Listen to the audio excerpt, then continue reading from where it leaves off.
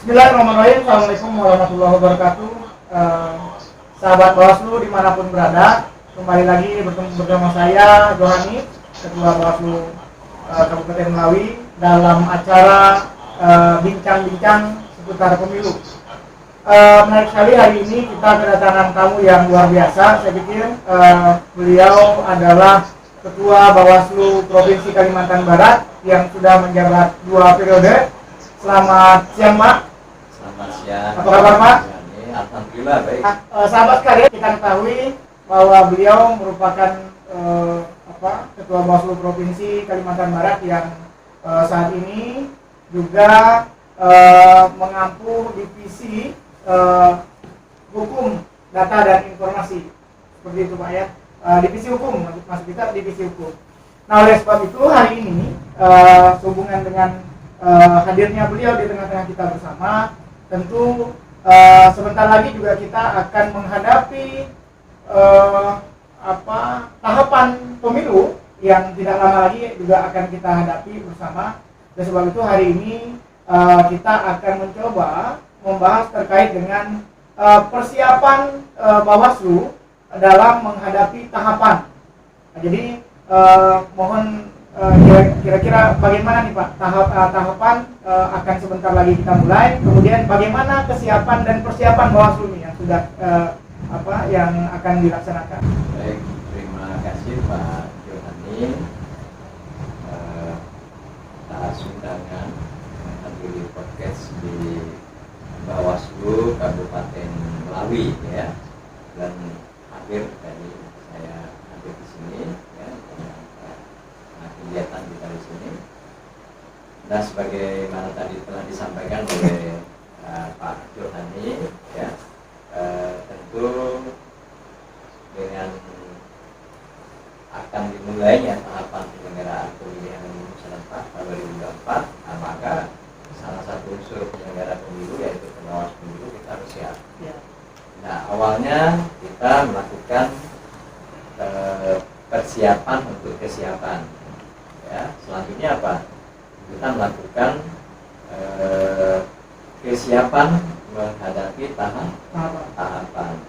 Nah, selanjutnya apa lagi? Setelah tahapan dimulai, maka harus kita namanya kesiapan pengawasan penyelenggaraan pemilihan umum serentak tahun 2024.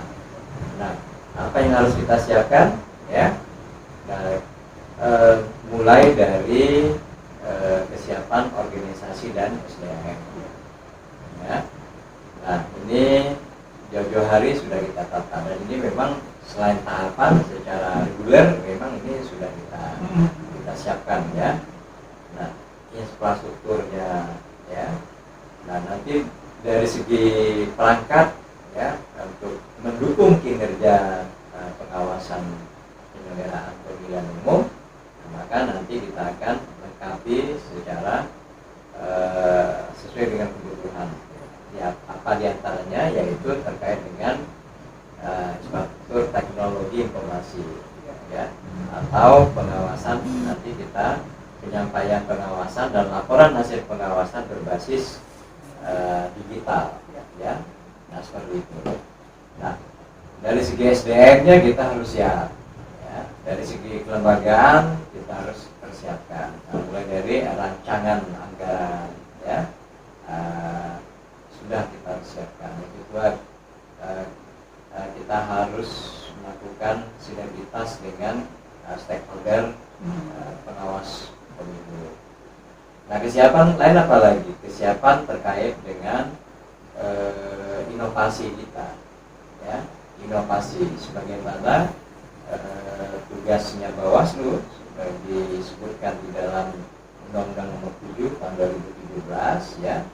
Nah, khusus untuk Bawaslu Provinsi, Bawaslu Kabupaten Kota, ya, kita dimulai dari pasal 97, ya, 98, 99, 100 itu untuk tugas dan wewenangnya Bawaslu Provinsi, ya.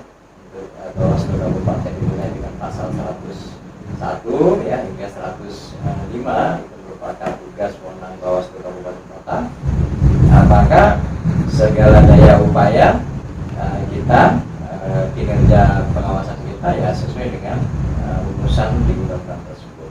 Ya, di antaranya melakukan upaya pencegahan. Maka kesiapan upaya pencegahan ini ya di antara yang kita siapkan adalah konsep upaya-upaya pencegahan, ya, inovasi upaya-upaya pencegahan, bahan-bahan literasi dan edukasi kepada masyarakat, ya, seluruh elemen masyarakat yang kita siapkan.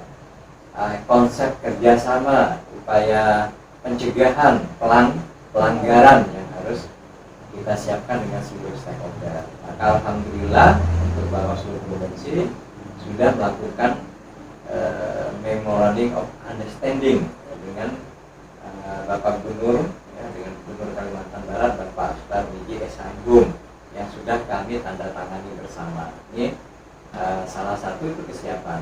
Ya, belum lagi kita kerjasama dengan beberapa perguruan tinggi. Nah, ini dalam rangka serta lembaga keagamaan, ya. Nah, kita juga mendorong Bawaslu Kabupaten Kota untuk melakukan upaya-upaya tersebut. Nah, untuk kesiapan penanganan pelanggaran, ya, kita sudah siapkan terkait dengan kemampuan kapasitas, profesionalitas, kemampuan kapabilitas, ya, dan kapasitas dan kapabilitas. Jadi bukan hanya profesional, tapi juga harus dikuatkan dengan kapasitas dan kapabilitas, karena ini nanti yang akan menunjukkan, mencitrakan rasa kepercayaan dari masyarakat, ya. Ya, bukan hanya sekedar kami sudah melaksanakan tugas sesuai dengan ketentuan peraturan perundang-undangan secara konsep profesional dalam artian sempit, ya mungkin seperti itu, tapi dalam artian luas bukan hanya seperti itu, tapi harus dilengkapi dengan kemampuan pengembangan kapasitas dan kapabilitas. Nah, selanjutnya apa lagi, ya, terkait dengan kesiapan penyelesaian sengketa. Nah, kita harus siap dengan ruang sidang, ya. Nah, itu kita apabila kurang, maka kita mengadakan kerjasama dengan lembaga lain. Nah, seperti yang sudah digagas, ya, kita melakukan mengajak kerjasama dengan pengadilan negeri setempat, ya, agar apabila dibutuhkan ada ruang sidang yang dapat kita gunakan, ya, untuk penyelesaian sengketa maupun penanganan pelanggaran administrasi pemilu. Nah, untuk keamanan tentu kita akan melakukan sinergi, ya, dengan TNI dan Polri, ya.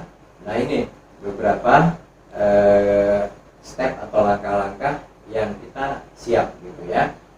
Nah, selain apa lagi, kita sudah menyiapkan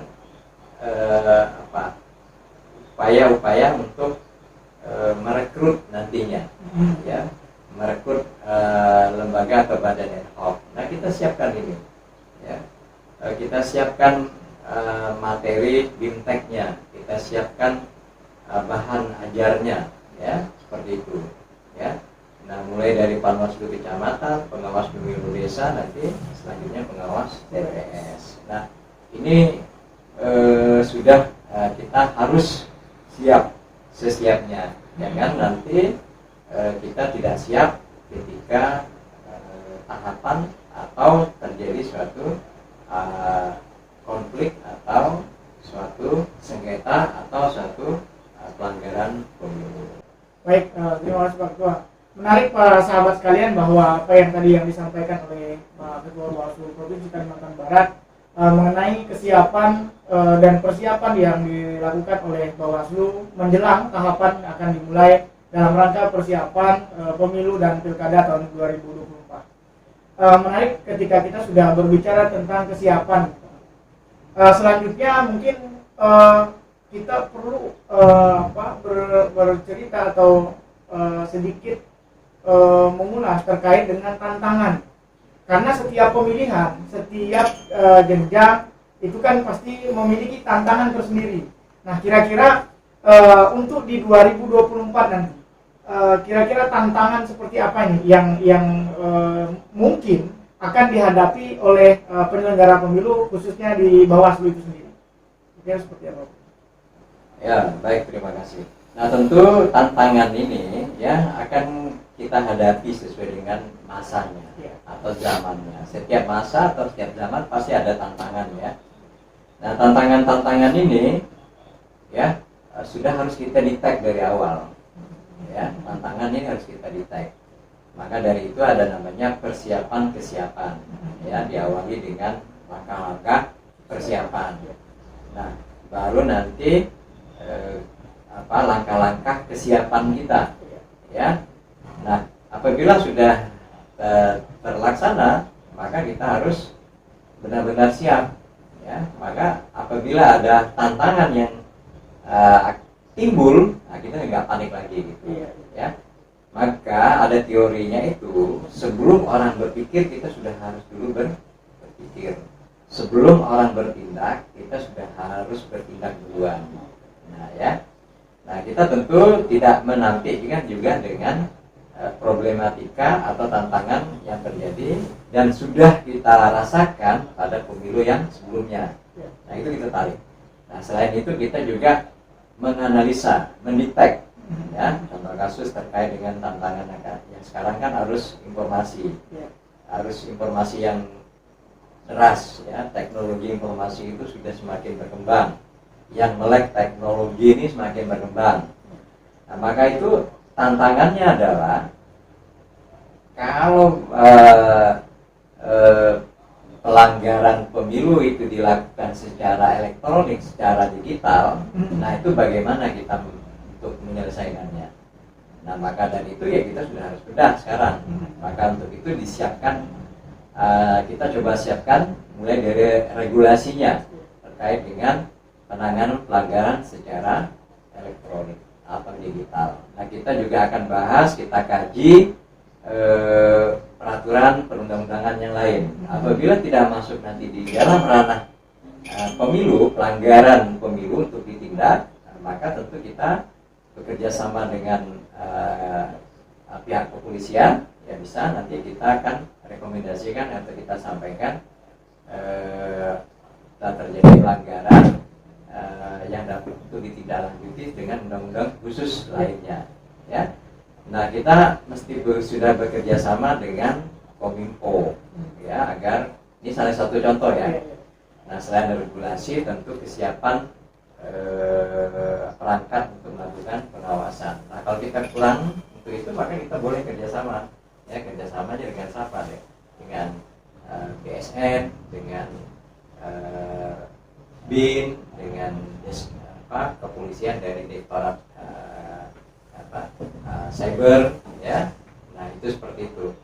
Nah apalagi tantangan yang sudah kita akan baca, kita rasakan, yaitu tantangan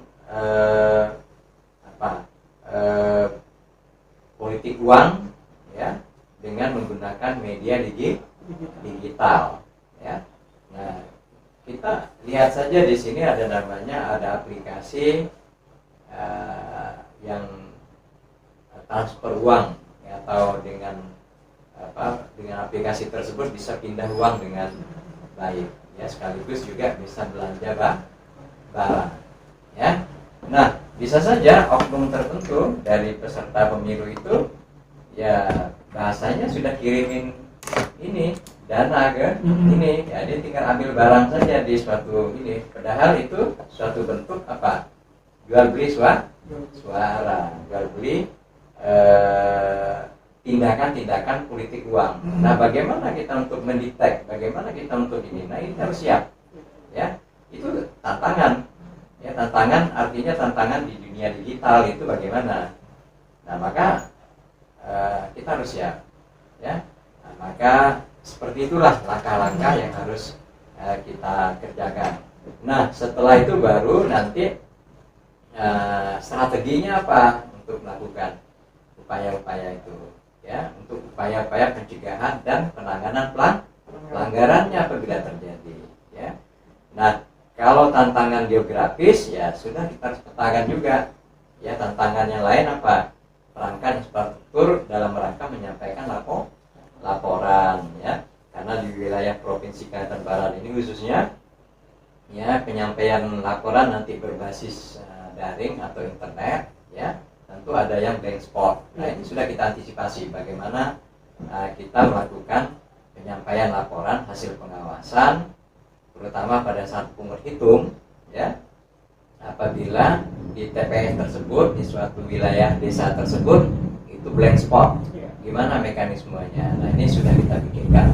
Nah, inilah suatu tantangan. Itu bukan menyurutkan nyali ya, atau pasrah, udahlah ini kan, karena itu mohon, itu namanya permisif sifatnya, artinya menyerah dengan keadaan. Tapi seorang insan pengawas pemilu tidak begitu. Kita harus petakan di mana dulu kita sudah alami terkait dengan menghantarkan kotak pengawasan ya, distribusi kotak suara itu jalan kaki sampai 3 hari 4 hari ya. Nah, itu kan tantangan karena kondisi geografis. Nah, untuk itu maka selanjutnya apa yang mesti kita lakukan ya. Nah, inilah tantangan-tantangan ya yang akan terjadi dan bisa saja timbul pada masanya tersebut.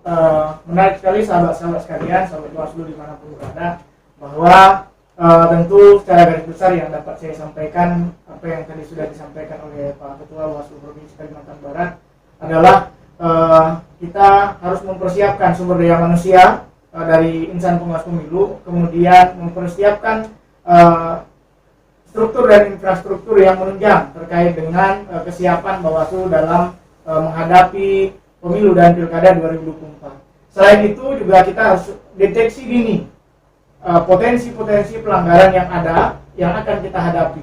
Kemudian memetakan persoalan-persoalan yang mungkin akan kita hadapi menjelang pemilu dan pilkada 2024. Terakhir Pak, mungkin ada pesan dan kesan dari Bapak kepada sahabat-sahabat Bawaslu dimanapun berada untuk menghadapi menjelang tahapan pemilu di 2024. Baik, terima kasih. Saya coba menyampaikan 2 hal. Baik. Untuk internal dan eksternal. Kalau untuk internal, saya mengajak ya dan mengingatkan seluruh jajaran pengawas pemilu dimanapun berada, dan apabila sudah terbentuk nanti pengawas pemilu kecamatan, pengawas pemilu desa atau kelurahan, pengawas TPS, maka jangan lengah ya, kuasai regulasinya. Selain kuasai regulasinya, pahami dengan baik dan laksanakan secara profesional ya, secara berkualitas ya, dan berintegritas. Yang selanjutnya, rapatkan barisan ya, tegak lurus ya, siapa yang memimpin, siapa yang itu harus ya, tegak lurus, rapatkan barisan. Nah, itu kalau saya masih hadir di pengawas pemilu, tetap saya akan memperhatikan semua jajaran pengawas pemilu, dan kita sama-sama untuk menjadi insan pengawas pemilu yang menghantarkan, mewujudkan penyelenggaraan pemilu yang langsung, umum, bebas, rahasia, jujur, dan adil ya, dibungkus dalam kemasan yang namanya demokratis, berkualitas, dan berintegritas ya. Nah, untuk kepada masyarakat ya, tentu kami berharap dukungan ya, dari seluruh elemen ya, seluruh masyarakat kami mengharap dukungan. Artinya kita memiliki visi yang sama, yaitu apa? Visinya sama, walaupun berbeda background, berbeda latar belakang, visinya sama. Apa itu? Mewujudkan penyelenggaraan pemilihan umum yang demokratis ya, berkualitas dan berintegritas. Rujukannya Undang-Undang Dasar 1945 pasal 18E ya. Nah, karena visinya kita sama di situ, sama-sama ingin mewujudkan itu, maka yakin ada misi yang sama. Misi yang sama apa? Satu misi yang sama. Sama-sama kita mensukseskan penyelenggaraan pemilu. Sama-sama kita mencegah terjadinya pelanggaran pemilu. Nah, kita nggak minta macam-macam, sama-sama mencegah saja. Ya, nah apabila sudah ada pelanggaran, ya jangan ragu-ragu untuk menyampaikan laporan ke masyarakat, kepada pengawas pemilu. Nah, harapan terakhir tentu